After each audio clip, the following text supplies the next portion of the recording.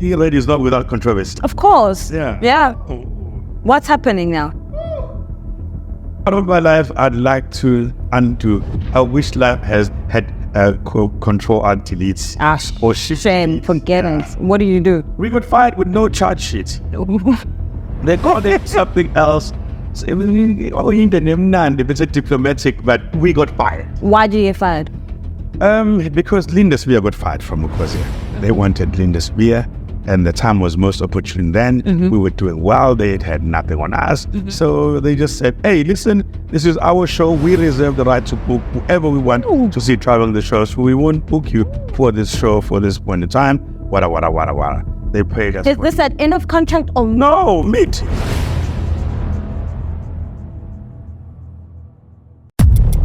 When I told you Metro FM, next thing, yeah, boy, we Gagasi. Is it just rumors?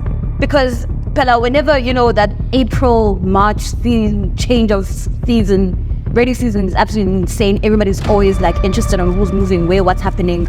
We're now saying, so now, was it just speculation? Was it something that was blown out of proportion? What happened? I can answer this in many different ways. Give me the simplest answer, please, straightforward.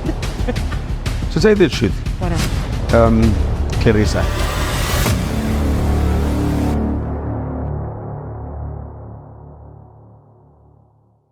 Tell me something. We're speaking about co-hosting. What happened with you and Fly Motion? Do you still love Fly Motion? You bought Fly Motion from TP Internet to show because you wanted a comedic element to your show that you were trying to create for 12 to 3. What happens then? I can best respond to that question in Zulu. Sure.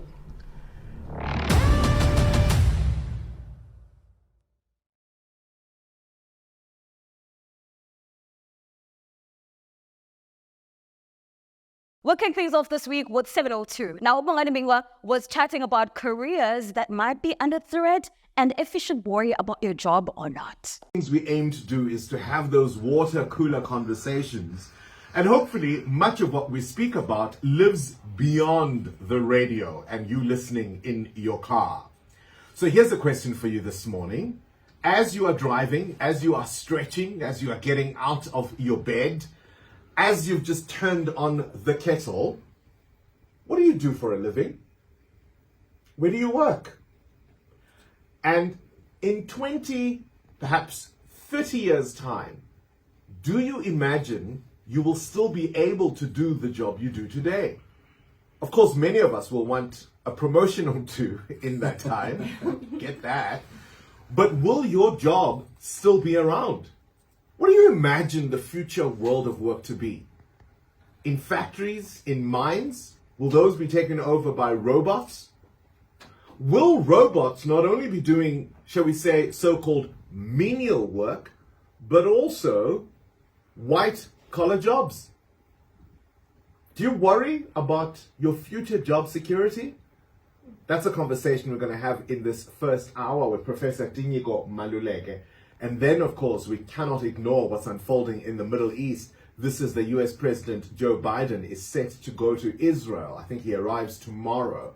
What is our stance? I'm thrilled to tell you our big interview this morning is with Dr. Naledi Pandor. Now, I don't know what's more crazy, man. Like the economy just beating middle class butt, or the fact that the AI might replace our jobs in the future, but specifically TikTok, oh my gosh, blows my mind. Scary reality for adults, oh my goodness. Moving right along, we are moving to E-Radio 2000. Better Together with Ntombi, weekdays 9 to 12 a.m. Be with married men. It didn't start off like this, but I found out that normal relationships bore me, and I don't have any excitement. I used to be in monogamous relationships until a married man approached me and was honest to say he's married. Not only did I appreciate the fact that he was honest with me from the get-go, I also enjoyed the thrill of being kept grounded, because if there's one thing I won't do, I will never expose myself to the wives. Oh, I've been with this man for 4 years. And I've got no intention of asking him to leave his wife for me. I am 36 and I actually wonder if I'll ever settle down with a husband of my own. Thank you for your email, Ndombi. It makes me feel like I'm chatting to my big sister. Plus, your listeners are honest in their advice. Thank you. So we've got a classic case of a woman who has a type. She likes them tall, dark, and married. Hey, ladies, why do you date married men? Why is this your type?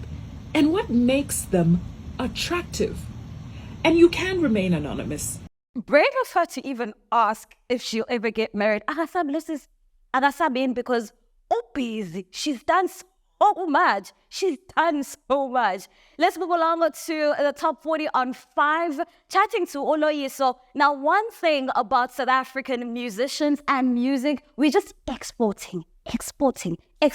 But busy. I want to take you to a moment, and I don't know if it was last week or like 4 or 5 days ago, but I want to take you to this. Take a listen, Loyiso. My brand new single together with Loyiso. He's right there on FaceTime. Make some noise for Loyiso! So that's Martin Garrix playing Real Love live. And he FaceTimed you. Yeah. That is the coolest thing on planet Earth. It was, and all thousands of people were cheering. I was like, oh my word, this is real. When I went to New York and I went to go watch him live for the first time, and I was in the backstage and everything. And this guy had like 30 people. It's like so many people in his team. Yeah. Like security, girls. Yeah. A lot of girls. Yeah. And it was just so fascinating to see the work that goes into pulling out production, a beautiful show. Yeah. And it was so seamless.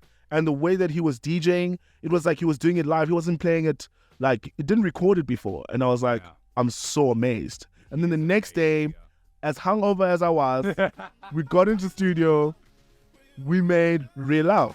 Keep flying the South African flag high, Loyiso. That was such a cool moment. Don't forget to catch the full interview on the 5FM app. Moving along to KZN, we're getting into Gagasi Fm Drive with Zisto. He's even Kaya, chatting everything cancer. Check it out. I think from there in 2015, umuntu has never looked back. Ngoba eyenza kokuqala, it was 350 people abafika on a Friday. Wow. Of endaweni yasolundu, which is a small town. Yeah.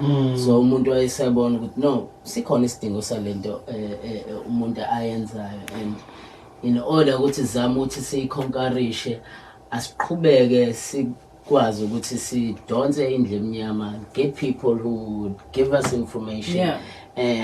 Kuze bakwazi abantu encourage. Imagine, okay, it just involves a walk, or the experts, or the people who share their journeys. Like, what exactly is involved besides just a walk? So, first phase of it is a 5-kilometer walk. Sure. So, abantu basuke befaka pink babo, spray with color powders, amawiki, impembe, sort of a mini parade. So, it's a 5-kilometer walk, and Mangosuthu Highway, which is Mlazi. Sure. Okay. Yes, and then bese iyabuya iza mkhaya.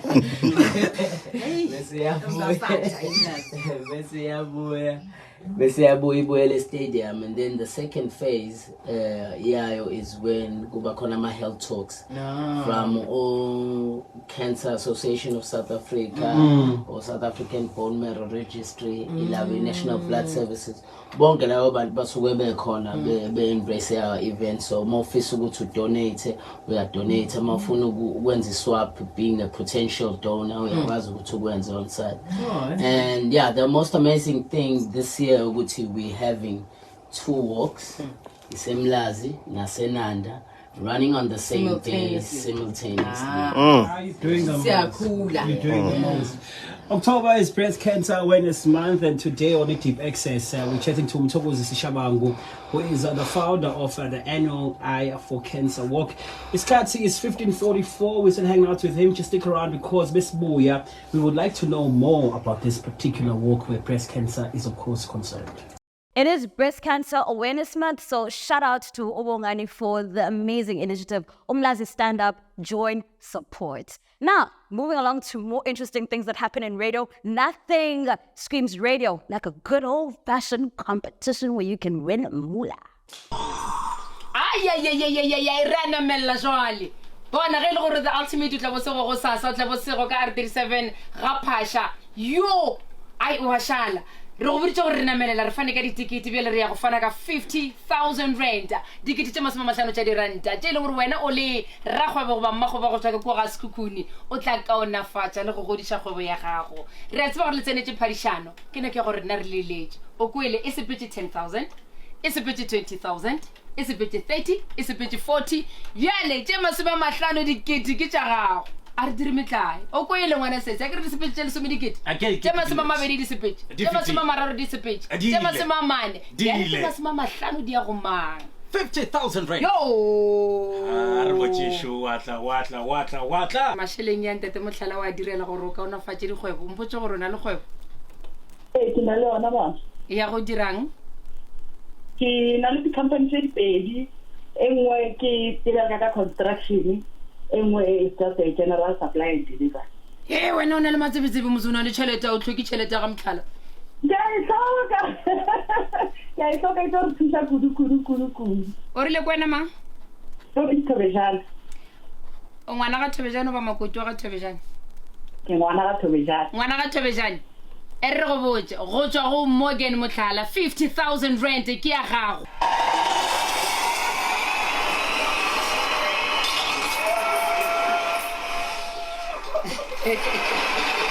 Ulalaengi. Ao sala re a itjea. Bona le ba bantsi ba mama ba mo emeletsa ka ba ba romela mmeletsa ba re go arabile mosadi tle. Bona 50,000 rand di kete tše masoma mahlano ke tša gago akere. Ke a leboga mama, ke a leboga le go ntate Motlhala, ke leboga kudu ke leboga go menagana. A ke le ke le tsale thabo. Go Thobela Fm gona o reng? O Thobela Fm ke a leboga mošata mogolo, ke a leboga ka kudu ke leboga. Ko ra ke a ke le mantši. And that is the drive on Thobela FM weekdays 3 to 6 p.m. Congratulations for winning that 50K on your business. Oh, come on, man. And it's not me.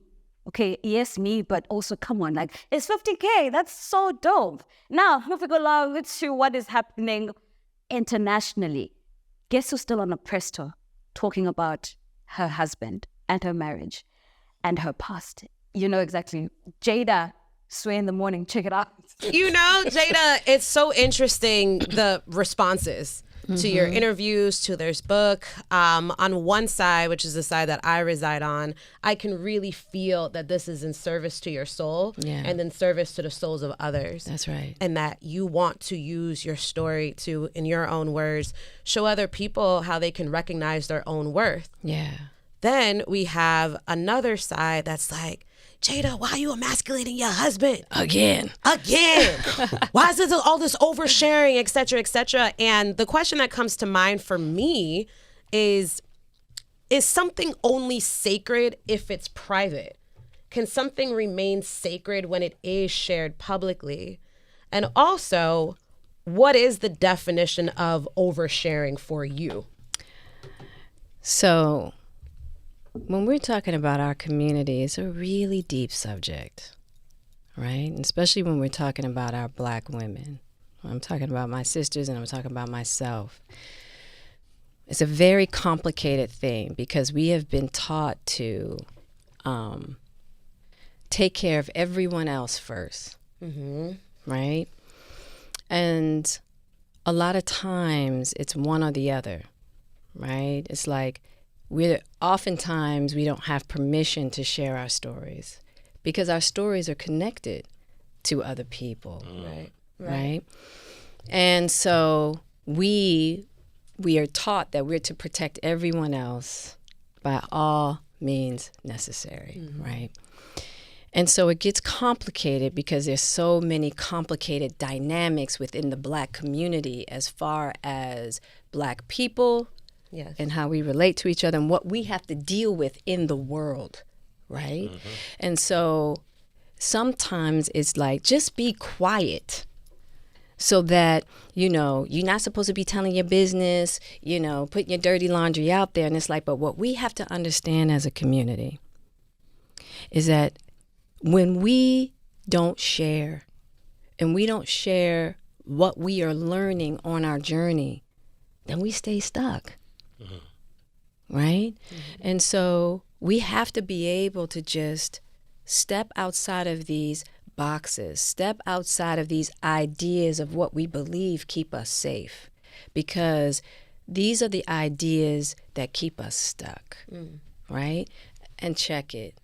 I know it's really hard. I was pissed too when I realized that my relationship would never be perfect. Yeah. I was mad as hell. Yeah. I was mad. So much so, I was like, bunk it. I'm out of here. Right? So I get it. So I want to acknowledge that first. It's hard when you really want to hold on to an idea. It's hard when you want to hold on to a fantasy. But at some point, we got to get to real life, right? And what I am finding in this journey with Will is a deeper, more authentic kind of love and relating than that picture perfect, idealistic, unrealistic way of relating, right? And I feel like when we try to hold on to these ideas, then we never get an opportunity to see each other. None of us are perfect, just like Sway said. I'm not perfect. Will's not perfect. Our relationship's not perfect. But there is some beauty and perfection in that imperfection. And that's all I'm trying to share. This is not a tell-all. That's not a tell-all? Hell no, this is not a tell-all. This ain't a tell-all? No, this ain't a tell-all. This ain't a tell-all. Can you imagine what a tell-all to you would be? Yeah, it ain't covered out. Nah, this ain't a tell-all. Wow. You know, and that this is me telling all my stuff. Yeah, but it ain't. Yeah. Right? It's a tell. So let me change that. It's definitely a tell-all on Jada. Yeah. Yes. It's a tell-all on Jada, but ain't a tell-all on nobody else. Because I'm not here to tell nobody else's journey. Yeah. I'm just not. Right. You know, so I think that the way some of the headlines were set up, it looks as if, you know, I'm putting some stuff out there that maybe Will's not. And let me just let everybody know. Okay. Will has been in complete partnership with me on this. Yeah, I already bet on that. Yeah. He's been in complete partnership with me on this. Now, if you're wondering what's happening, Jada has been on a press run throughout the month chatting about her life experiences because she's releasing a memoir on the 17th of October. So if you do get an opportunity, do check it out. It is definitely memoir time in season. Kerry Washington recently had something to say. Britney Spears' memoir is coming out in November. So the ladies have a lot of stuff to unpack. And let me tell you something about Jada. Jada will unpack everything for us, okay? Is anybody into magic tricks? There's something happening, Lapan, at Hot 102. Hello, Tina. How are you? I'm good, and you guys? Very well, thank you. Right. We're going to introduce you to Larry. Larry's here. Larry, Tina, Tina, Larry. Hi, Tina. How you doing? I'm good, and you? Good, Tina. I've got a sealed deck of cards over here. Tina, we're going to try something with you. I actually had a dream last night, and in my dream, somebody chose a card, and I believe that person was you, Tina. And don't worry, you helped me out in my dream, and you chose a card. You can think of any card that you like, all right? So you helped me out in my dream, Tina, and don't worry, it wasn't kinky in any way at all. But you chose a card. I saw which card you chose. This morning, I turned that card upside down in this pack. So if you had to think of a card right now and it had to match that card that's upside down, that would be crazy, right? Yes, it would. So Tina, let's see if you're the correct person to do this with me over here. What card would you think of, Tina? The King of Hearts. The King of Hearts. This is so weird. Look, inside this pack, I have, inside the box at least, I have one face-up pack, and you can see I'm being very fair about this. Yes. I'm taking the cards very slowly out of the pack. Yes. I'm not going to touch anything. I'm just going to spread. And you'll see there's one card. You said which card, Tina? King of Hearts. Tina, you chose one card in my dream last night. That card I placed upside down in this pack this morning. Parky, can you take that card and just check it out? Wouldn't it be so weird if that was the... No!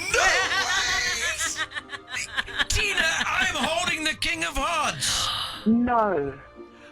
I promise you, Tina, just to clarify for everyone in their cars this morning, we phoned you randomly. You sent in a WhatsApp and said, please pick me. We chose you. We phoned you. I said, please hold. And that's the conversation you had. We've not spoken to you before, ever. No. And you guys chose a caller randomly. That's Hot 102.7 FM with Parky, Bunny, and Simon. Hey man, I don't know about magic tricks or anything like that. Got the make time, minini mal pagat, ngizoyidlala imagic trick and ngifuna nje yabo la makhadi lawa lokhotha nje bese ngaba nje akhipha imali yangi ngempela. That does it for the recaps for this week. Coming up next, highly anticipated interview. We're sitting down and chatting to the one and only Felix Hlophe. Multi-talented radio personality and comedian Felix Hlophe joins us on the podcast in Namhlanje. Coming all the way from Umlazi, south of Durban, has garnered a huge following since his first appearance on radio as a prankster on Gagasi Fm. He'd later joined DYR and later joined Vuma FM in the year 2012. From Vuga Mzansi Breakfast Show on Gagasi FM to the Alex and Morning Crew on Gagasi FM, has become a household name across South Africa. Felix also joined Vuma FM in the year 2012, where he'd also get an opportunity to host the breakfast show. Later on, you would see him appear on Gagasi FM's roster from 2014 to become the Felix Hlophe that we know today on The Uprising on Gagasi FM. Hi, Felix, welcome to the show. Thank you for having me. Why wouldn't I have you? I mean, you're looking so snazzy, yeah. You feel snazzy? I bet you so. One thing about you is confident. Very confident. But also very nervous. Not quite. Yeah, what? I just don't trust you. Why me? Because, like I said, I know how you set up. How am I set up, Felix? How am I set up? Plant mines and bombs everywhere. Don't. And you just keep pulling triggers. I don't trust you. Please trust me, excited. Felix, we're excited to have you on the podcast, Namhlanje, and we just want to get to know Felix a bit better and how eventually Felix gets into the radio space, which you have dominated for the past couple of years on the breakfast show on Gagasi FM. So I was calling Felix from Mlasi. Walk us through. I like, much as I like to claim, because of Felix is Mlazi, I can say quite a bit. Quite a Mlazi. Okay. But I believe Mlazi. Okay. As I spell it, I'm going to Mlazi. Sip spelling. King it. Okay, Felix is a Keywood. No. No, it's I was born and bred, Tebet boy, grew up in Mlazi. Sure. I was born in the mid-70s, grew up in the 80s and 90s. Mm-hmm. Yeah, best of both worlds. Mm-hmm. What are you like, Akai? As a kid growing up? Okay, well, I was cushioned and shielded mostly because I'm last born in my family. Where? Which also gave me a license to do naughty things. Exactly, yes. So I was always naughty. It explains everything. We can just wrap up. We're good. Explains everything. Uh-huh. Come from a big family of 5, last born. Sure. Second, son. Oh. First born is a son, and then I have 3 sisters. Yeah, and mom and dad. Sure. Yeah. That's nice. Oh my goodness. I think so, guys, but it's just that I'm in entertainment and showbiz. But if you were to see other members of my family, you're shocked. Really? How funny they really Sure. are. Yeah. So was comedy a thing? Yes, Kai. Yeah, well, we didn't call it comedy because we didn't know. But yeah. Yeah. What are your dreams? What are your aspirations as a boy growing up in Mhlang?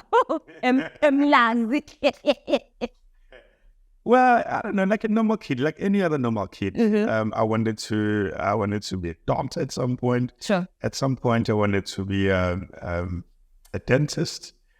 Yeah, I was blessed with the brain, so sure, yeah. I had all these ambitions, and yeah, and comedy found me. Sure, we have Muskolen, and then what? What are we doing? What's your hustle? What are you?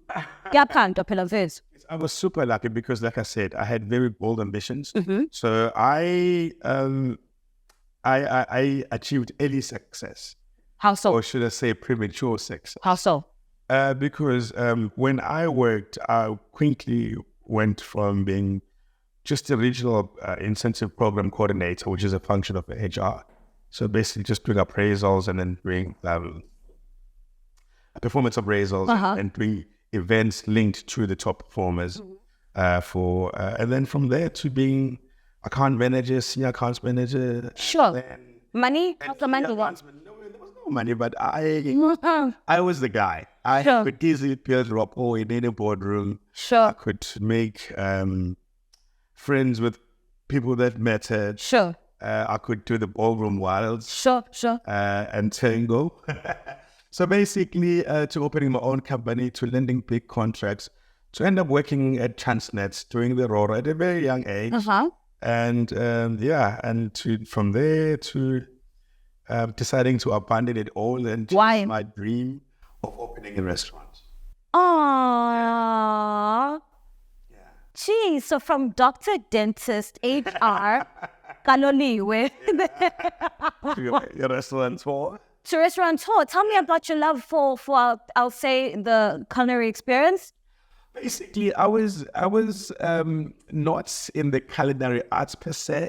I just am a person that just wanted to put a foot in the food and beverage industry. I had the knack for people, for attracting crowds, for creating that ambiance. And I opened up a place. Initially, I wanted a news cafe. Sure. They wanted 4 million that's not linked to a loan. I was like, hey, what black person you know has 4 million not linked to a loan? So I ended up creating it and calling it Nas Cafe. Sure. They use that cafe in Mega City. I remember that. Highly successful. Yes. Yeah. And when that collapsed, it took me with it. Why? How did it collapse? What happened? I was at the peak of my comedy career. I was just never there. Sure. Put my trust in people. Sure. You see where this is going? Sure. Yeah, that's what. Got you. Yeah. All right. Now take me to Felix the comedian now, because all these things go hand in hand. In between all of this, where are you finding now the courage and the conviction to be like, hey, Felix, actually, and I was pushed into it. I never did do that. Firstly, it was happenstance. When I was working for the company I was telling you about, as a regional incentive program coordinator, I was putting together an event, and I used to hire a prominent personality. Sure. So even Makosi goes I had to MC one of those. It was still with East Coast Radio at the time. So I hired a very prominent TV sports personality at the time, and he missed his flight. And when I went to tell my boss, my then was Catherine Hepst, said to her, hey, listen, the star of the show missed the flight. And at that time, it was Triple B, Pinball Bohemia. And today, I think it's known as Zai, but it was Triple B then. Sure. So she was busy inflating balloons using the hydrogen machine. Yeah. Yeah, so I went and stood next to her and I said, you know what, this guy missed his flight. And she just looked up and said, Felix, I'm not interested. This is your event, your region, it was your idea. And as I was walking away, she said, and you can fit into his tux. Ish. And you can fit into his tux. 8 words that changed the whole entire path for Felix to the Felix you know. Sure. So I went and put on his tux, went to the bar, ordered 2 shots of vodka, signed up all my carrot, went to the stage, killed it. So as soon as I got there, I realized I'm actually born for this. And all the companies that were there started demanding for me to come and do the year-end functions, birthday, family day, gala dinners, award dinners. And I became a corporate MC before I was a stand-up comedian. So when the stand-up comedy movement started, I think they had 2 events and I got a call from the guy. In fact, they had 1. And the next one, they called me up and I said, hey, but I'm not a stand-up comedian. Third one, he called people high up. It was under the damn, they started calling me. I was like, stop it, don't take this guy's call. Everyone is saying there's a guy that comes from my workplace. His name is Felix, he's funny, please have him. And then I agreed. If you've ever seen my very first video as a stand-up comedian, I was doing a year-end function for the Road Accident Fund. So I was in a suit. And I rushed straight to DLI Hall after that. I took off my suit and I put on my T-shirt. And my then girlfriend had bought me a jacket. I'd never tried it on. And I put it on, it came up to here. It was that I was nervous, but I knew it was funny. I mean, sure, yeah. On stage. In fact, when I got on stage, the first words that came out of my mouth was my thoughts. Oh, you know, and I accidentally blurted out my thoughts. That's it, because I was shocked that Gwelinganje. Yeah. So I said Gwelinganje la. And everybody was just like, la. Today I go to commercial. Kids see me. The first thing they say, sure, yes. Now, I want to stop you there in your path to the Felix that we know today. Who's your support system? Because I think with abantu abaningi that are in radio, I will say majority of them come from such like a lot of different backgrounds and a lot of just life experience that has nothing to do with even entertaining. Yeah. So when we want to team, I want to do this, I want to do that, and also uyenze leyo nto leyo ofisa uyenza esenhlizweni yakho or where your mind is set. Who's your support system and what is your support system like? Well, family for me. Yeah. Sounds like a cliche thing to say, but family. And I do have individuals, like when I first started out, I just felt, hey, maybe I'm not cut out with it. Sure. Because I come from a very cushioned background, like I said. Yes. Last one in my family, went to boarding school, then stayed at res, and when I came to the real world, it was nothing like the world I was used to. Yeah. I believed in people living with honor, and I came out here and there's conniving, calculating, backstabbing. Yes. And I was like, wait a minute. Were you a bit disappointed at the world and what it looked like? Yeah, definitely. So I relied mostly on my family, which is something that has worked for me. Sure. That has brought me to where I am today.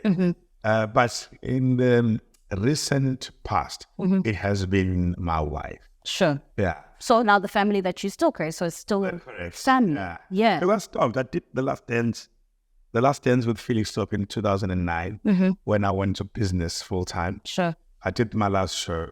And then I only came back to do my one-man show in 2017. I was there. Were you there? I was actually. I'd show up for invitationals as part of a lineup, but I knew this was not me because I'm a storyteller. I'm the guy that stands for 2 hours doing a laugh a minute, heart-punching comedy show, as opposed to being allocated 20 minutes to do comedy in 20 minutes. I don't fare well in such places, but I do it because I have the knack for it and I have the talent for it, so I'm able to pull it off, but it's never me. Sure. Yeah. You mentioned Uzandile Tembe. Take me through Ivuka Mzansi Superficial. How are you getting to be a prankster? Because I know it was actually such a moment of just being the guy that picks up the phone and you just prank somebody over the phone. Take me to how are you transitioning now to being, okay, sharp, go somahlaya manje, I do these shows, Nikona, but now there's this new platform that I'm being invited to. What is that like? What is that moment like? So for me, how it started, there was a guy called Miles Zigalala. He was programs manager at Durban Radio, and Molo, also Smelane, who sat at the board. When I first started out, I shot straight to number one. Now, the hardest thing is to stay number one. Getting to number one is the easiest thing you can do. And because I suppose the world was not ready for a person like me, when the vernacular comedy started in Zulu, Amahlaya Table, then later became Amahlaya Zulu to 100% to 99%. Yes. They'd never experienced a person like myself. The stories I was telling, the way I was telling them. So I picked very easily. So I was everywhere, literally. At every stage, everyone wanted me. Everyone wanted a piece of Felix, whether I'm at the ICC or I'm at a corporate function, and function, this, that initiative. And then Miles said, hey, listen, don't you want to try your hand at radio? Sure. So I agreed. When I got there, I found Ulinda the game. Yes, I know. Then first taught me the ins and outs of radio and taught me how to operate the system, the desk. It was still very analog then. We played CDs. Yeah. So as I was doing that, I got an opportunity now with Linda Spear, who said, listen, I want you to be part of my show. I need for you to come and do comedy live on my show every Friday. Sure. So I'd do my own breakfast show, The Morning Glory, at DOR. Yeah. On Friday, I would leave the workshop at 8:30 to be there at 22 to then do the 20 minutes of stand-up on Linda's show. We did that, and the people loved it so much that he then decided, hey, you know what? I need you here for the whole entire week. Sure. I'm like, so what am I doing the whole entire week? Yeah. And it's like, we'll figure it out. Issue. So when we first started out, I learned the game at the highest level, at that pace, at that level of delivery and impact. And then I said, you know what? We don't have pranks in vernacular spaces of radio. And he's like, okay, what is that? And I'll show him a clip of Work at Simpson. And then this guy that was doing it overseas. And he's like, okay, go ahead. Sure. So I sat with Manda Magwaza. We set it up. We started pranking people. And boy, oh boy, did we open up a can of worms. We did. Had people, we was a feature or a thing that people never knew they needed. Sure. And they were quick to cover it up. At that platform, a national radio station, of course, the biggest one in Africa, second biggest in the world. You know, it shot me to superstardom. Yeah. So it was inevitable that I would then find my feet, my rhythm, after having learned from a maestro, after already being accepted by the people, that I would then focus or develop an appetite and a knack for radio space. Yeah. I'm glad now that we've touched on the beginning of radio for you. I want to talk about the pattern in your life right now as we're speaking of you adapting. Yeah. And there's a thing, I don't know if you've realized this, but you're never scared to start from scratch. Because you're convincing Leona right now, literally from every single job that you've had, and bearing in mind also to anybody you want to provide. You need to feed your family, the people that you love, yourself, society, how you fit in your lifestyle. But when you've never been scared to start from scratch, do you realize that pattern in your life? And what is it deliberate? Yeah. Because at first, like I said, it was happenstance. It was birthed by circumstance. Sure. And then after that, it was deliberate because I just would never fail.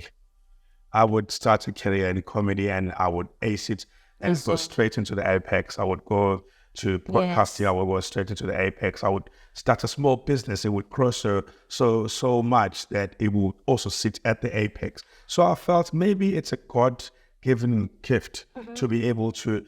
You see, that there's two kinds of people. Yeah. There's the lions, the hunters like myself. And then there's shepherds. So if you're a hunter, you want to start things, but you don't want to be a shepherd. You want to give it to someone else. Sure. Make sure that they are the account manager or business development manager. They can then be the shepherd. You know. Sure.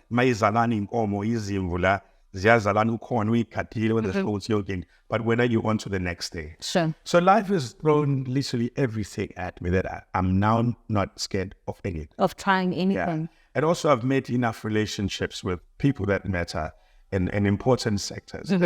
I'm able to say, hey, this is what I want to do.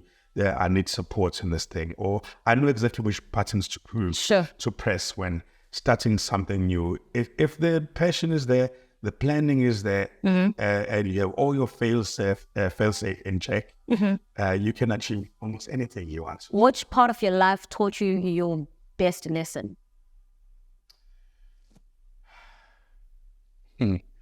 It's funny. I'm revealing much more than I had. Of course, this is why I'm here. Prepped and bargained to give up. Send someone this. This is love. Sure. Love, yeah. Never. Trust yourself. Yeah. Don't do things in love, especially in love and business. Yeah, oil and water. Hectic, yeah. You would... Yeah. No, I take after my mom. It's my worst trait ever. In it isn't in I like giving, you know. Sometimes I'm Cape Town Several. I hate to admit, but yeah. So you would do 99 things for a person, things that no other person would do for them. Yes. And then you get one thing wrong.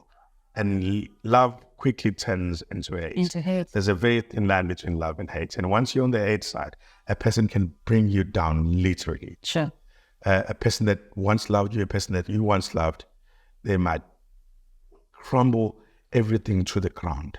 So I've had that. I've done shows where I didn't get paid because the client had paid, and the person that I had entrusted with my interest changed banking details. I've had people, rats on me. I've had people, dirty. So, so that is the biggest lesson.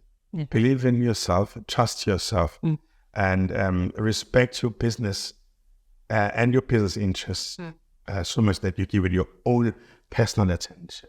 All right. So, Felix, we've covered most parts of, these steps that you keep taking in Billion Yako.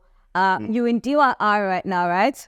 And Gagasi FM. Yeah. Now, how is Felix transitioning to be a radio presenter, a radio personality? I want you to take me through DYR up until Ivume FM. Okay. So DYR... Sorry, do you want a drink? Yeah, sure. I love a drink. Felix, yeah. I thought you'd never ask. That's way. Galani. Inside. There we go. Thank you, kind sir. So I'm... I've always done breakfast. So it was the Morning Glory on DYR, Ugamzansi on Gagasi. I was a big problem. In fact, I started a trend that the rival station's breakfast show also now started doing. Am I prank? Yes. But obviously, man, with fire. Of course, Felix, yes. Join. So I was then lured into Gagasi to come and do the pranks there. So I went there and I did the pranks for Gagasi FM. When you're doing the pranks at Gagasi, sorry. Because yeah. See, what had happened was, Oma Bena said, he earmarked me for greatness at Gagasi. But I was a radio novice. I'd never had my own show. And I still had a lot to learn. Sure. So basically, there was a running audition, It was a rolling audition for a future season. I then did the summer breakfast show when Alex and Tiana took a break. I worked there with Winnet, who now is... Sure, indeed, yes. And so when the April intake happened, Bob had left. Okay. Under a cloud of secrecy and controversy. So now your opportunity to join, did it fall off? Yeah. It was Patrick that took over. Yes, I think so, yes. I never did get the consideration. Immediately got taken on as a producer, I believe, yeah. I then went dead into other things that I was doing, but I was very big in the comedy space until I got a call from a former colleague at Gagasi that was doing the mid-morning show, 9 to 12. To say, hey, listen, there's a station that's reformed. You've been earmarked as one of the personalities that they'd like to see driving this new station. It tells me about Puma. Then she takes me through a thorough radio training where we had people that taught us projection, people that taught us basically every aspect of radio. And then we all trained together. Most of the guys there had radio experience. I had never been a host. And then when finally they said, okay, our show assessments are finished, now here are the shows. They give us the lineup, and guess who pops up as the flagship show? Greg Phillips! Yes, man. I did alongside the lady. Yeah. First season. Second season was with Vanessa. Someone really shook things up when they came in. They had Nessa, Leleti Kumalo. It was a lot going on. We were all determined. Yes. I had a lot to prove. At that time, I had it. And I was not considered I was mad. I had a point to prove. Sure. So I did go punch above my weight and go that extra mile. I did new things. I did the pranks again. I did them myself. I designed features that were not on radio. I was the first to do the quiz, in fact. Yeah. Zoe liked it so much he put it on his show. We were kicking ass. Sure, yeah. We were kicking ass big time. This growing station. But also, you know, the lady is not without controversy. Of course. Yeah. Yeah. What's happening now? Part of my life, I'd like to undo. I wish life had control and deletes. Or shift. Shame, forget it. What do you do? We got fired with no charge sheet. They called it something else.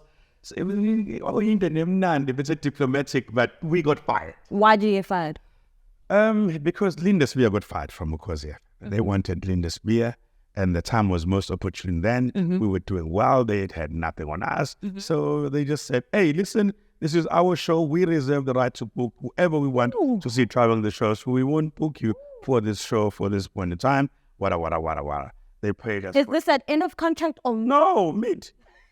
Yeah, we pay you for 3 months, and then I still had the weekend breakfast show. Sure. So I was like, okay, what can show? They're like, we'll get back to you on that. And then they paid us, and we had no charge sheet. Yeah. Yeah, and that was it. How are you feeling? No, I feel like you got played. Do you feel like the game is bigger than you right now? No, I had more sweet revenge. Never said this to anyone. I feel more open saying this to you. Corey. Yeah. We'll get to it. So, now I'm are you getting the weekend breakfast? I felt glory from being the breakfast show Yes. to not doing radio. Are you? So wait, you lost the weekend show as well? Yeah. Sakisha. Because I had to ask when Gagasi gave me. I'm laughing. This is now after a month. Gagasi calls me and says, "Yo, why are you not on radio?" I'm like, I think we were fine. In fact, we were fine. Yeah. They're like, no way. There's no way that a guy like you can be lost to radio. Come and see us. I go and see Locomotion. Introduces me to Miss Mimi Kesari. Yeah. We sit together and they're like, listen, our intake is in April. We want you now. Sign here. Sure. And they ask Colin Madala. They say, Colin Madala, you know this guy? Colin sure. Hey, I love this guy. We have this respect. But he said, come sit on my seat. Gave me his weekend breakfast show. Now imagine, I was a headache. At Gagasi, when I first came on, I remember when I first met Fred Joe, he called me by name. I didn't even know that he knew me because I created. With that weekend breakfast show, I had a lot to prove.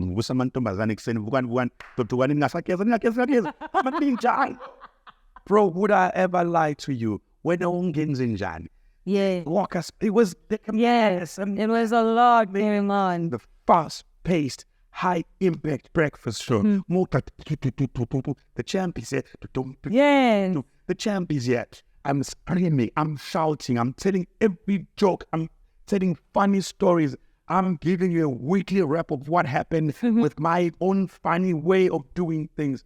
Bro, I made a mess. I remember that. So when that is happening, I'm also getting into Gagasi, right? And I had to talk with my grandmother. We used to drive in the morning on Saturday. And she'd be like, this guy was doing like stuff in the morning.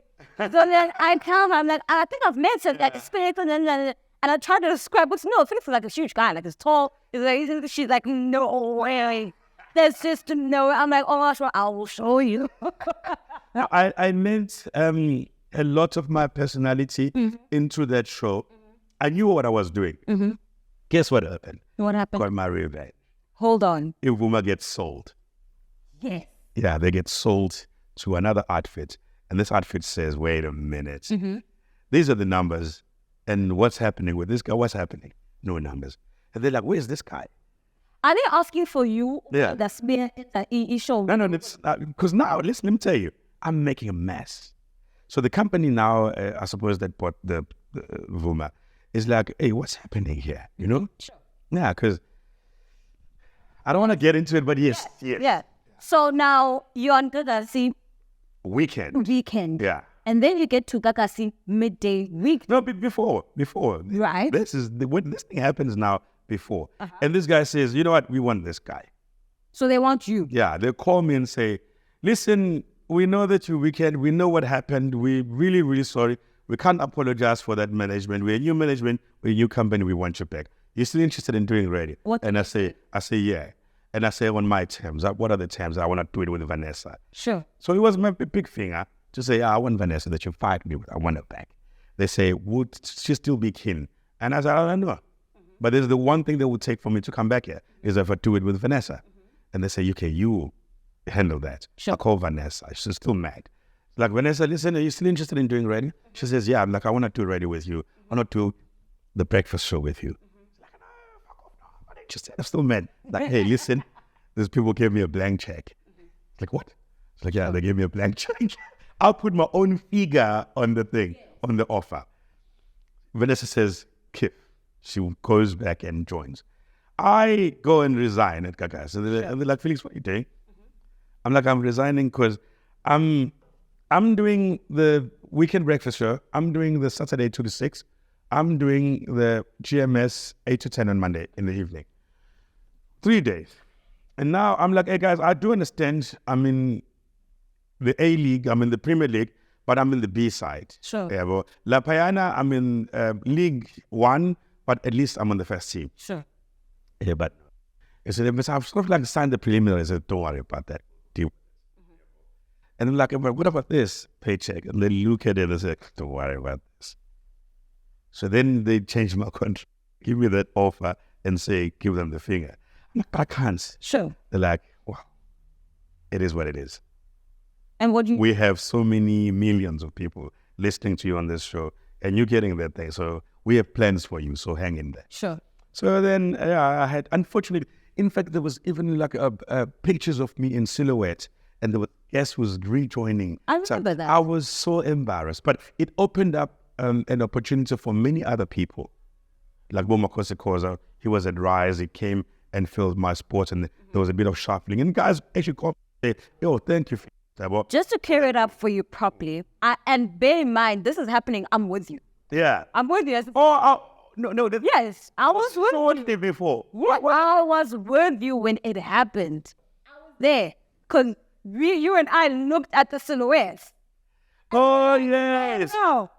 Oh, goodness. What's the context for you? Wait a minute. And you said you give me my phone. I want to show you a picture. No, we're doing this right now. Yeah. This is happening. Felix and I are on the show together. All of this is happening. He's getting posted ngalena, ubutakabuye ngalana, ebena, right? He agrees, okay? When he agrees, they do photo shoots, they do everything, brand new season, brand new people coming. They release silhouettes. His silhouettes, Felix is very specific. No, at that time. Felix is very specific. And I look at this and I'm like, Felix, what are you doing? And he's like, ain't no ways, dog. They say I must hold on, Gala. So now I'm like, hey, dog, I'm waiting for the next Monday to see if Felix is coming back.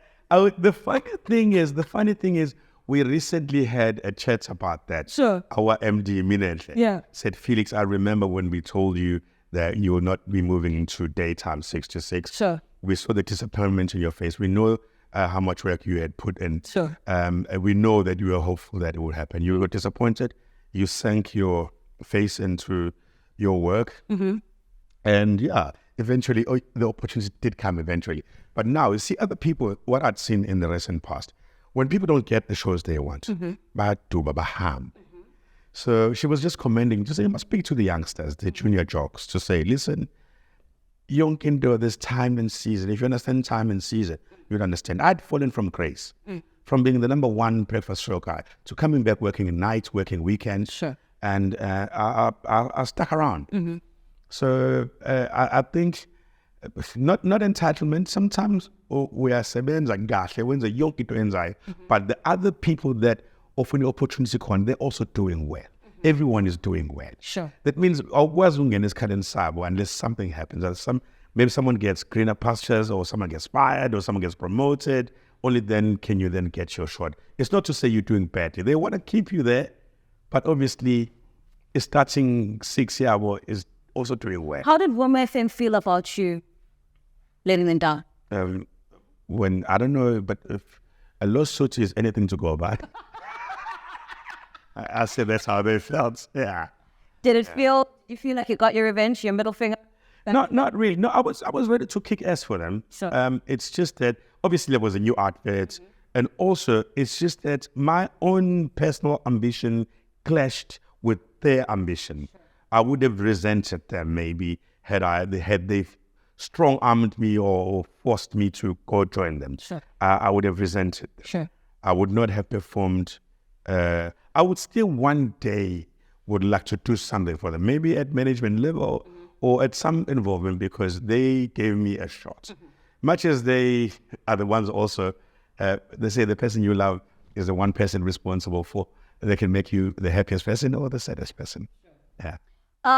You are now driving the midday show. Yeah. The picture. I'm trying to find the picture. It's not the slow, it's a picture of you and I, actually. Yeah. The camera. We'll blow it up on camera? Okay, I'll send it to you. Okay. Was it? It was a big bag, wasn't it? Yes. Yeah. So, I'm trying to find it. Okay, it's no problem. Felix, please, So, you are now 12 to 3. 12 to 3. Gagasi Fm. Yeah. This is around 16 to 17. You're also having shows at Playhouse. Yeah. OCC when? Yeah. Ziasha. Yeah. What's happening? How are you feeling right now? Firstly, it's just standing in on the show with you. Yes. That's lovely. We had a very honest talk, you and I. Something that broke my heart. Sure. That you said, that if I can say, yeah?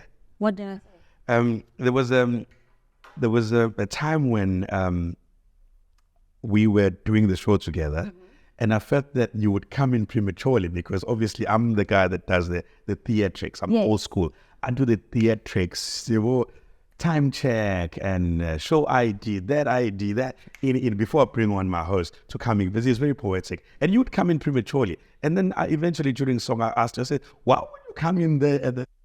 I'm passing the ball to you. Sure. And then you sat me down and said, Felix, I come from a show where I wasn't given an opportunity to speak. Sure. So I end up stealing opportunities.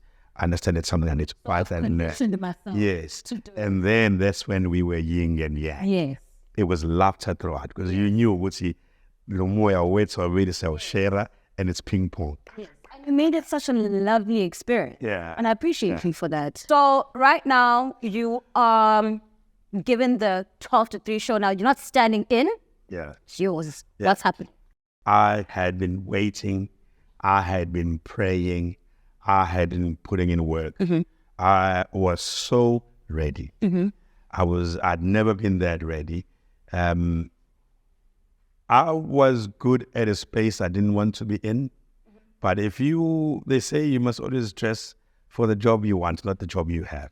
So the reason for the success of the weekend slots was because I was gearing myself and readying myself up for prime time. Yes. So I then got an opportunity, but I needed to exert myself and make it a Felix show. Sure, because it wasn't your show. Yeah. So when TP Tendaloity's show became obsolete, yes, they all left. I requested for their traffic guy who was Fly Motion to be put in my show. So now it's a 2-voice show. It's you and with a contributor, yeah. And the contributor was also a comedian, because I wanted for it to be comedic. And boy, oh boy, did I succeed in that. Sure. In terms of the show, I found it at 450,000. And my biggest milestone was 948,000. I remember that you did we made a cake.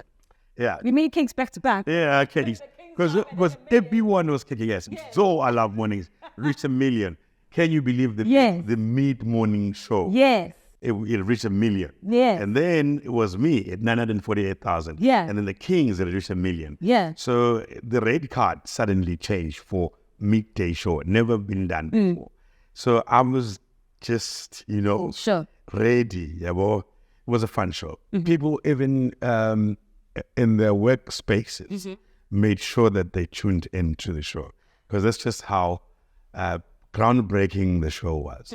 I had fun doing it. Now, take me to the breakfast show. Yeah. And also saying that you had the stand in at 12 to 3, replacing somebody else. Yeah. Now you are going to a breakfast show, a very much loved breakfast show. Yeah. Gagasi FM has had a history of breakfast shows from Alex and the Morning Crew. People still mention it today as a show that is unforgettable. I love Mornings with Umzogolo Benonjaps. Great show. Another much loved show. Then Singena went in the uprising, right? How does it feel when you hear people always comparing the previous shows and previous presenters to the shows that you are now getting into, and you need to put into these shoes, make them your own first and fit into them? How does it feel to be constantly in that space? It's inevitable one that you get into a space where people are used to a certain way of doing things. So when I first got the opportunity to do the breakfast show, I didn't want any remnants of the old show present in my show. I inherited a co-host of the previous show that was used to a much more slower pace of things with gaps in between and breathing space. But I come from the shows that I had high impact, high delivery, loud, opinionated, and obviously that there will be frictions, there will be different opinions on how to tackle things and things. But like I said, I don't want it unless. Keep me on the daytime show until I'm ready. But obviously, again, birthed by circumstance. That's the previous show host got greener pastures and a much larger platform. So the only next person, because I will say this again with my chest. If there's any discussion around pay raise, promotion, your name should always make sense. It should just follow logic for you to take that space. So every time when I'm at a wedding as an MC, you've already paid me for your wedding. But now I am now performing for the 300 guests that you have. These are our future prospects. These are my future clients. I'm doing the performance for them. So I've got the midday show. I've had great success in growing the show. I'm now going for the prize. Are you ready for it? I was 100% ready. And I got there and I needed to do everything that I wanted to do, but I needed the buy-in from a co-host to say, this is how we move it. So with I Love Mornings, Japs, who was my co-host, was in the background. It was I Love Mornings with Mzoko Loko. So when I first got there, I didn't have a feature that I was driving. I made sure that I made it drive all the features. The only features I had was Umzulu Pata, because obviously of my neck when it comes to traditional cultural things and so forth. So we had a very strong on-air product in terms of I brought this, she brought that. I'm first voice, but I'm letting it drive everything. Because I can shine from any position you give me. I can shine from that voice. Thank you for saying what you just said, because I think it's something that I've said before. I said, there's enough time for you to shine. Every day it's 3 hours, you're going to have your moment. It doesn't always have to be, it's just because you're first voice, then, everybody else. You must take all the shine and... It's going to happen naturally. The moment you click and the moment you understand where you're going with the show, it's just going to happen. You need to give it away. To get it back. So people suffer from main character syndrome. Oh my God. Everybody wants to be the main guy. But you're already there. That's always my thing. Like, you there. So relax about it. Relax about it. You always shine. So what I do is I lend a lot of myself through experience and reference from my personal life. I've been around the block a couple of times. So it was very easy for me to step back and shine from secondary position whilst I'm at prime position. So we had a lovely DNA and setup, which Jeps was a reason. I offered the Sealy. Now I must understand also that a lot of people didn't know that I'm smart, because I hide my smart. I hide it conveniently. People like slapstick, silly, funny, crazy stuff. They don't want you offering a journalistic perspective on Israel versus Palestine or Ukraine versus Russia or economics, and you start using econometrics in your analysis. No, you, Felix, you're a funny guy. Tell it in a funny way. So then that music gives you an opportunity to come then and be a more journalistic, more factual, more authoritative. Yes. To say. So it's a style. It's deliberate. I'm not fixated or on facts. Sure. I speak in the same voice I speak when I'm with my people. Sure. So basically, that has been the biggest selling factor. I go straight to the heart. Sure. You're relatable. You're relatable, 100%. People resonate with the content and how I deliver my content. Mm-hmm. So I think that was the biggest thing with the breakfast show during my tenure at Jabs. Mm-hmm. Yeah. So now you've had so much experience with co-hosting. Yeah. What happens when you don't get along with your co-host? It's bound to happen. It's how you manage it. Mm-hmm. It's like in a love relationship where you understand that when the most likely person to bump heads with is the person you spend most of your time. Sure. So you first need to acknowledge that and reconcile yourself with that fact. And then understand that when we go into the dark tunnel, when we emerge out on the other side, we still emerge out as friends, or our families depend on this working. And you've been given this responsibility by the station. They've trusted you. So you can't allow for isn't there money to impact that which you've been trusted with. And also that you draw livelihood from. So you need to forgive quickly. You need to understand another person's perspective that is valid. It exists, and you need to live with it. I was helped a lot by a Pinda Magwaza, who said, Felix, because we're creative, because you make gold out of mud, because on your own personal space, in your personal social media, you're able to just cough or place a dot and people will gobble it up and it becomes something big. Always suggest last. Sure. Because if you suggest first, people are likely to go with what you suggest because it makes sense. Sure. But now they deny the opportunity of contributing. So what you then do is you suggest last. You have people participate. Then they feel that they've also contributed. And when you suggest, and then when they say, wait a minute, you're onto something, it makes sense for them to then buy in to that. As opposed to when you suggest first and they buy in quickly, but they've not had a chance to participate. How do you think you've contributed to the relationships that have not been great when you're co-hosting? To tell you the truth, I've had to work on that a lot. To say, like I said, I'm an interesting person outside of broadcasting space. I've always been that guy that empetenwam etomi eskoleni klizgolaban skere romanian but seruki and so on.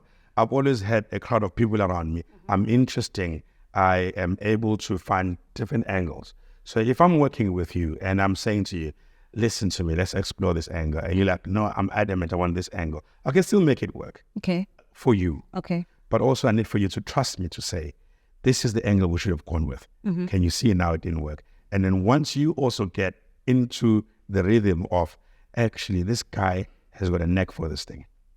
I'm playing support. He's the main guy. And we can work well together.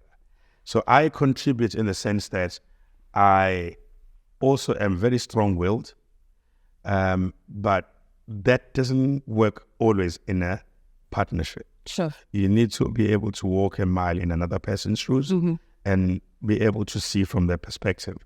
It's something that I battled with in the beginning because of passion. And I learned that for longevity, you need to always be able to run with something that was not your idea or that you didn't go with. Sure. For polarity, for peace sakes, so that there's never any tension. You diffuse tensions by, I'm going to go with your idea. It's a shit idea, I'm going to go with it. You brought Fly Motion from TP Internet to show because you wanted a comedic element to your show that you were trying to create for 12 to 3. What happens then? I can best respond to that question in Zulu. Yeah, sure. inkunzi ezimbili esihlalelana sibayana sisodwa. First we had a friendship. Sure. And then we had a mentorship and coaching. Who was coaching? Who was mentoring who? At the risk of sounding like an asshole. You. But obviously we started at the same time, if not him before me. But I peaked first. Sure. So are you coaching and mentoring him for now to be a radio presenter personality? Or as a comedian? Both. As both? Both. He sat with me on my weekend breakfast show, uncommissioned. Sure. It was uncommissioned. It was supposed to be a voice. He came and spent time with me on the show. Because when he was down, I used to go to Claremont and fetch him and travel with him to my gigs so he can experience it, so that he can then later learn from it. Is there a particular sense of appreciation that you feel like you should have towards you? Let me tell you something. Fly Ocean is not a bad guy. He had an ambition, and that ambition could not come to fruition because there was me. Because we were practically doing the same thing. Sure. He felt he also was the guy, but in our setup, he was a contributor. Sure. To come in on invitation, my invitation. It's a two-voice show. And then we bumped heads, and there was fiction. Sure. There was external stuff, and we had a big fallout. Sure. That management also tried to diffuse. It was so bad then that it affected the on-air product. So I was ready to just pack and leave. Later on, we were able to smoke a peace pipe. We were later able to find a common ground. But as far as friendship and a working relationship, that ship had already sailed. It was that bad. But as a person, I would not say that I did not contribute towards it. You punch back. Sometimes when you feel like, because now my punch back will always have more impact. Yes, because you understand that and you know that, why would you punch back when you already know, would see, or you feel as if, Because my father didn't raise a fool. And what happened to being the bigger person? I'm really a bigger person by size. Let me say something. I'm going to try as best I can. Because the one thing I don't want is paint him as a bad person and paint myself as a good person. I would say in law there's a phrase called equally and severally liable. Sure. But we messed up a good thing. Sure. We could have been great. Sure. Could have been great on stage. Could have been great on air. We allowed our egos and pride to take center stage. And it was for both our demise. Sure. But because of my setup and things that I had done and things that I was still to do, it was always going to be Felix. You know what I mean? Because if we say, okay, I don't want to be here anymore, send me back to weekend, I don't want to be here. Obviously, the powers that be were like, oh, we like you here. You know what I mean? But Felix, don't you feel like that kind of sounds like you're manipulating the situation and a bit of emotional blackmail to say, they've put you here as the star. And because of the person that you have brought in here, also to when you are to know, because you know they're not going to say no. In love and war. In love and war, there's no right and there's no wrong. But sometimes you want to divorce yourself from a toxic situation. Sure. That as bras, we were later able to say, the fuck we just did. Sure. What the fuck did we just do? Can we mend this? Can we fix this? We shake hands, we hug on it. Sure. And they say, let's go forward. Sure.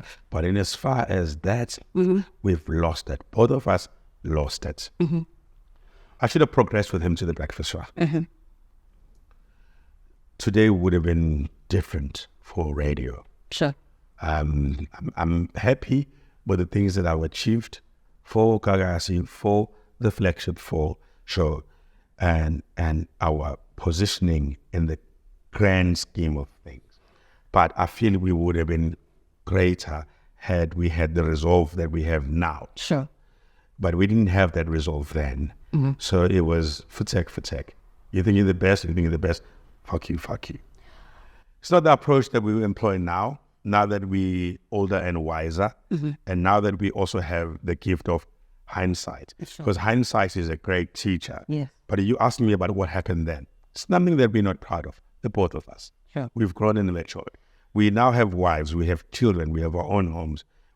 If we can turn back the hands of time, Mm-hmm. would have done things differently. Tell me, how does the show, your current show, The Uprising on Gagasi Fm, differ now from having your previous co-host to a new co-host now who isn't aligned to a particular way of doing things in this particular environment, but is fresh mind, complete fresh eyes, fresh everything, fresh perspective. You're not here now to say, okay, and there's a particular way. Now somebody else is coming to how are you accommodating that situation? How does it differ? Maybe let me offer backgrounds. Yeah. Background is, James and I were very professional. Mm-hmm. We had a very solid on-air product. Mm-hmm. Jeps achieved so much growth during that space that she was ripe and good for the picking. The picking needed for her to have her own standalone show. So you can't stand in the way of progress. So she needed to progress and actually now pursue her endeavors, you know. So now, how do you feel in Jeps's shoes? Yeah? For the first time, I was included in a decision on who I want to co-host with. And I chose friendship over professionalism. So when you can feel the fiber and the texture of the breakfast show that is born out of a friendship. I again touched on this earlier on the main character syndrome. Yeah.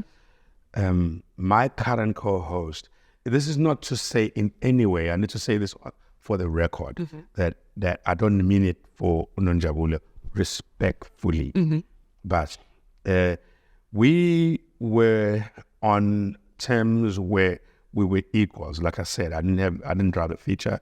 I was there as first voice, and I laid, she played, whatever not. But this current show is based on friendship. You've seen her with my wife. You've seen her holding my kids. You've seen her on my kids' birthdays. You've seen her when I was down and out. I suffer from a mental health condition.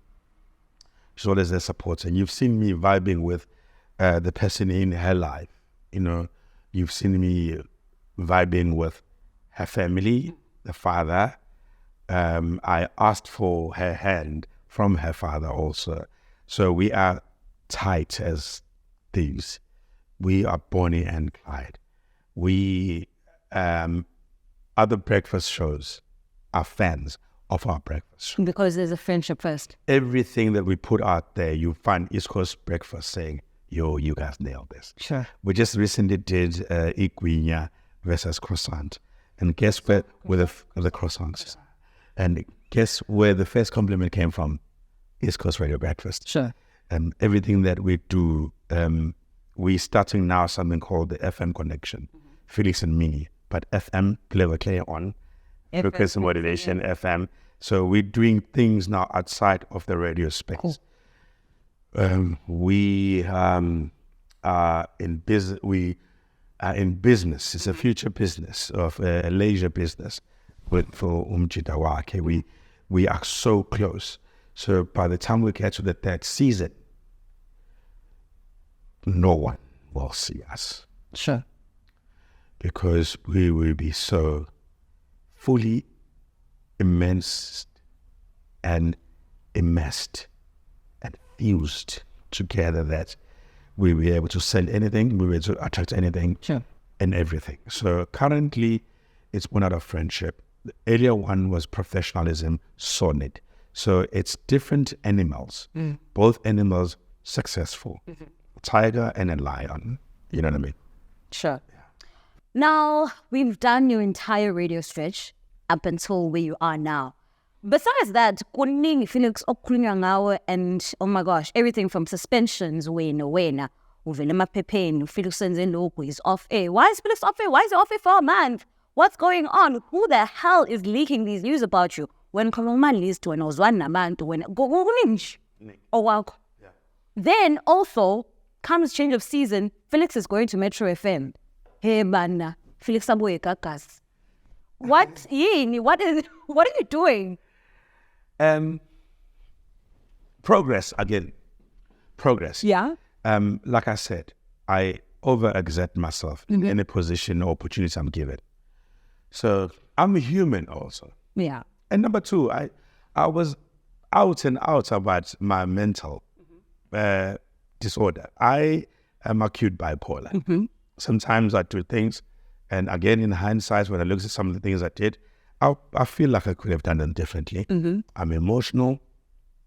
I'm passionate. I say wrong things sometimes. I'm loud. I'm foul-mouthed. I'm a comedian. I'm wound differently in my head. And people are not used to that. I'm forced to fight as a southpaw. But what I actually am is unorthodox. So in boxing, if you are southpaw, you have this foot forward, you punch with this punch. But umaganje, that means the other fighter that you fight knows they're fighting as southpaw, so they will stance themselves accordingly. But I'm an unorthodox fighter. And people in radio and the rules and the parameters are not designed for an unorthodox fighter. So I'm forced to fight. Even this is my strong hand. Sure. I'm forced to fight as a southpaw. So that would lead to friction. Why did you do it this way? Wholesomely, the show was a success. People are talking about it in it. But yeah, you broke that rule. I'm like, to what end? To this end. Did I not? I say, manage me by objectives. Manage me by revenue. Manage me by listenership. Manage me by the whole total wholesomeness of the show. Then I'll give you your results. But if you want to manage me by do this, don't do that. I like, okay, I can do this, but if I still give you the same outcome you want, can I be forgiven for this? When I told you Metro FM, next thing, where we Gagasi, is it just rumors? Because Pella, whenever that April, March change of season, radio season is absolutely insane. Everybody's always like interested on who's moving where, what's happening. When I say Gagasi, so now was it just speculation? Was it something that was blown out of proportion? What happened? I can answer this in many different ways. Give me the simplest answer, please, straightforward. To tell you the truth, What happened? Clarissa, I have multiple properties. Okay. I have multiple German cars. I have a great family. I have a great life, a great career. At the start of the interview, I told you how this was born. Gagasi FM picked me up during my darkest moment. I had spiraled into an abyss of helplessness. I was wearing a straitjacket. Everything was weighing heavy on me. The lifeline I got was Gagasi FM. Everything I have, I owe to Gagasi FM. Gagasi FM has a very special place in my heart. So when they didn't have to, they did. They caught me. So when it was time for me to flex and do me, I bailed and I decided I'll go to Metro. In my exit interview, I got reminded of many things, of when I was in a dark place. I was rescued by Gagasi. Is this a feeling now that you're in the situation? Yeah.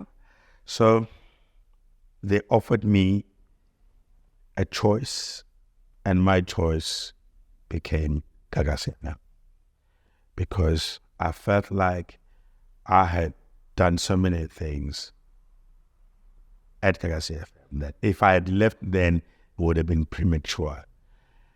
How far was your conversation with Metro FM? Was it at the Vuma FM stage before? Did it get that far, or was it? I was gone. Felix. I was gone. I was gone. Are you not scared of burning bridges, my boy? You never burn bridges. It's like I said, I'm an unorthodox fighter. Mm-hmm. I'm fighting as a southpaw. Mm-hmm. I talk a lot. I work for a music station. Talk is taboo. Was the Metro FM deal not good enough? It was good enough. But you made an emotional decision to stay with Gagasi FM. Is that what you're saying? No. There's so much into it. For my comedy career, I was going to get a national platform. Sure. They had already given me a captaincy of an MSC ship. Sure. So I was going to be the captain for that ship. I think it was Dineo, and then she left Metro, and then I think Dr. Irvin took over, whatever. But I had the captaincy of that ship.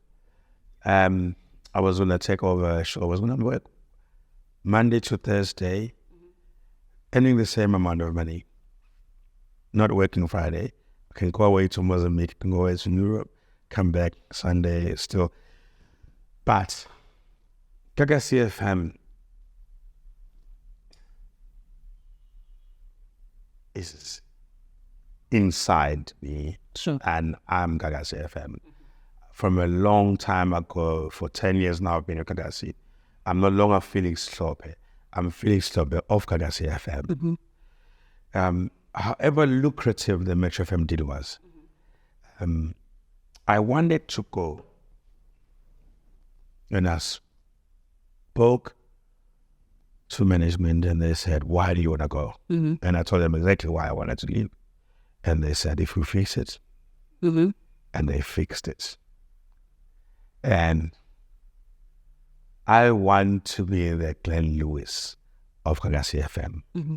For as long as I still have juice in me, I will stay at Gagasi FM. Sure. It's a vibrant brand. It keeps conquering new frontiers.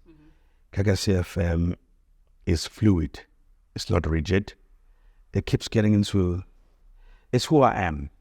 I'm Gagasi FM. Sure. So Gagasi FM is an attachment to the brand, sure. One that I cannot put in words. Tell me about who Felix has become. You've been in entertainment. You've been the comedian, stand-up comedy.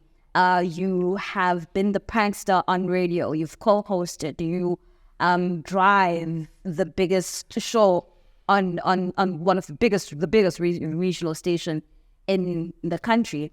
But now Felix with his comedy, how does that go? Because I see you as someone who has been able to capture people outside of the medium of radio, and I also see it as growth for a brand to have a digital footprint like you do. How does that tie into Felix, and how did you realize the little videos that you make, the snippets that you make, whether you're in studio or when you're in your car driving with Hlophe and all these other characters that you have created that people resonate so much with? Was it always deliberate for you to create a digital footprint like you have? Because I can tell you now, there's not a lot of comedians that have the consistent digital footprint that you have managed to build.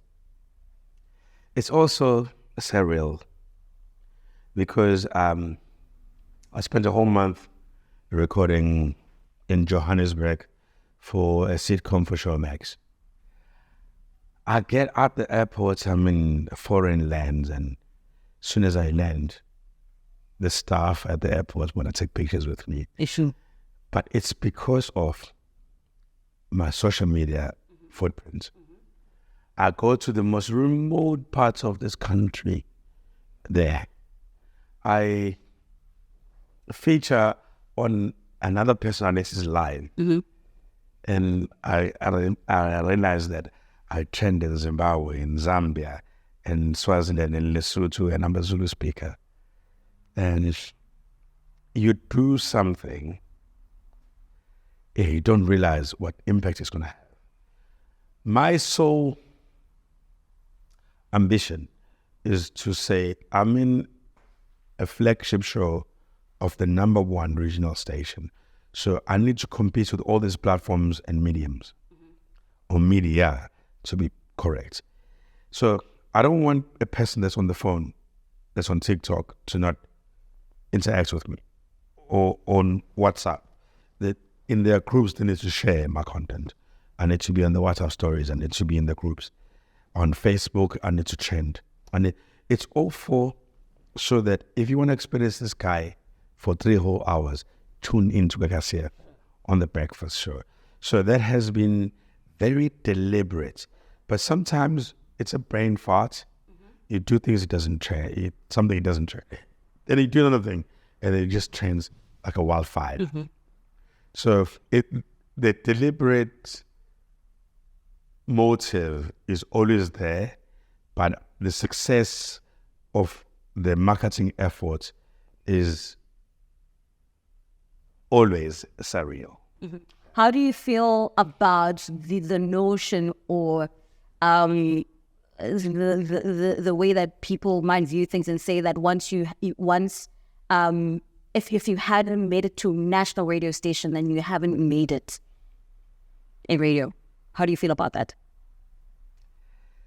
Let me rephrase that. Yeah.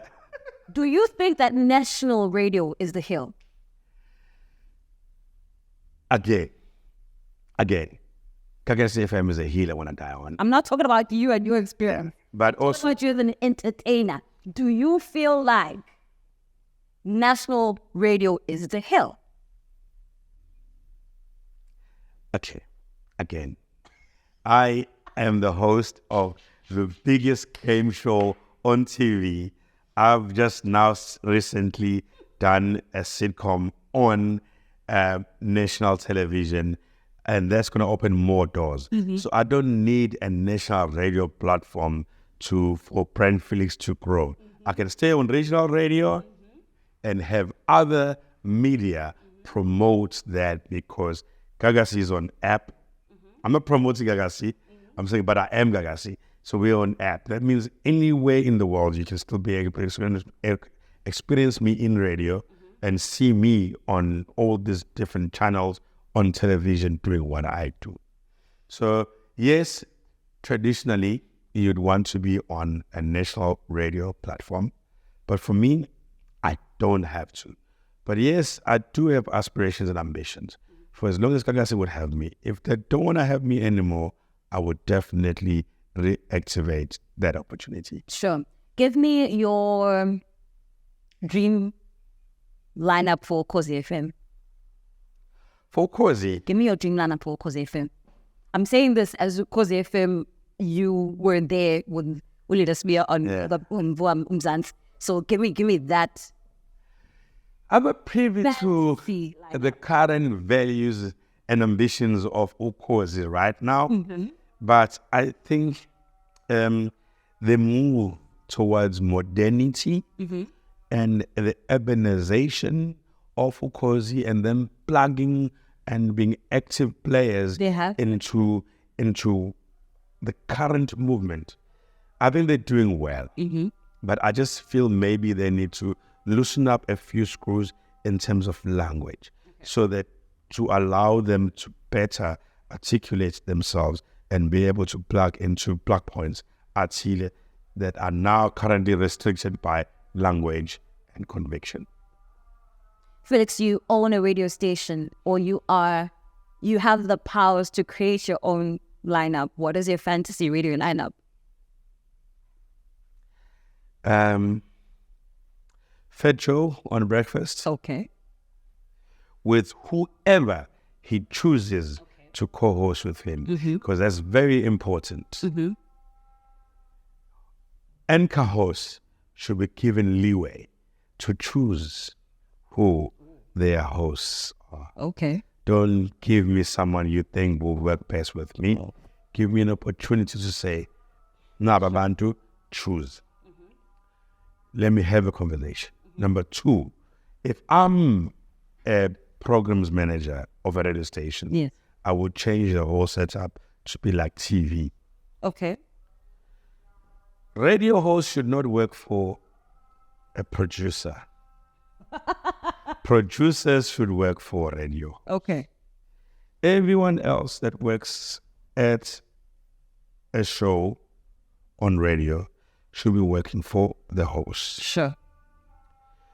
If there's the current corridor between Pietermaritzburg and Camperdown is under construction. It's been under construction for 8 odd months. And I'm traveling there, I'm stuck in traffic every day. I'm like, hey, this thing affected personally, Mina. Producer, get someone from Sandra. Let's put them here on the hot seat. Let's talk to them. It's how it should be. Not the other way around. Not the producer telling me this is what you're going to be discussing. Not the producer being the manager of the show. Other way around. That's where radio is getting it wrong. Everyone, you decide as a station who you want to be anchor. And then you surround everyone around the anchor. That would make for easy decision making and everyone knowing where the buck stops so that everything has flow.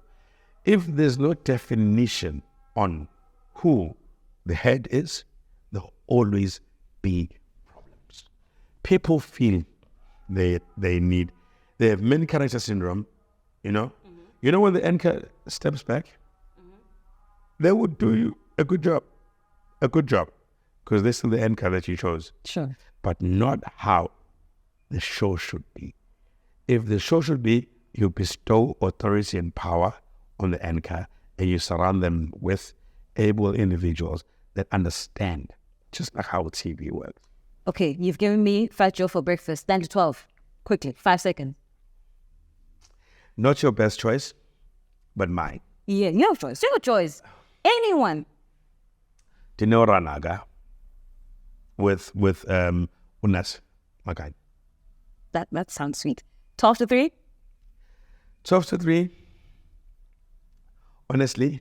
Yeah. TJ's Boo. I'm sorry, but TJ's Boo. TJ's Boo is revolutionary. TJ's Boo is fashion forward. TJ's Boo is like me, unorthodox. 3 to 6. 3 to 6 is a space I would give to the champions of 3 to 6. They change everything. If the gods of radio listen to me right now, 3 to 6 belongs to spare knaves. Nationally, internationally, everywhere. 3 to 6 is spare and knaves. My goodness. Why then?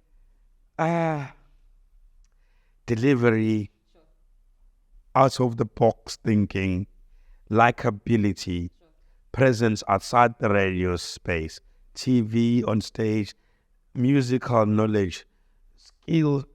Goodness, those guys are amazeballs. Felix, thank you so much for joining us on the show today. Thank you. So happy to have you. Oh, wait, before we wrap. Yes. I hope one day, again, if the radio gods are listening. Yes. I want to apologize to the radio gods. I was naive, I was young. I believe my mate also was naive and young. I wish to get a second chance with Fly Motion so that we can correct the wrongs of our youth that we, in Zulu or Lokshin, we populat. Sure. Because of egos and pride. I would like to once again get a chance to fix that. It's fixable. We were trusted with the show. We messed it up in epic proportions. We messed it up because of, I know the audience doesn't know, but I know the radio people know that it was so bad. So I would love to correct that, but also I would like to stay morning for as long as I can, and give people intriguing topics and make sure that everything that happens under the sun we touch on, commercial value, social value, any other value. But I would like to have him maybe as a Tadaman at some point, so that we can say we've grown, we're able to look past the bad that we did in the past, but we squandered a great opportunity. And if it happens 7 years from now, it's fine. Right now it wouldn't work, but I would love one day for us to have singularity. All we can do is pray. Thank you so much for joining us today on Radio Meets TV. And you can catch us on the socials at Finally Famous SA. Come back next week Tuesday for another episode.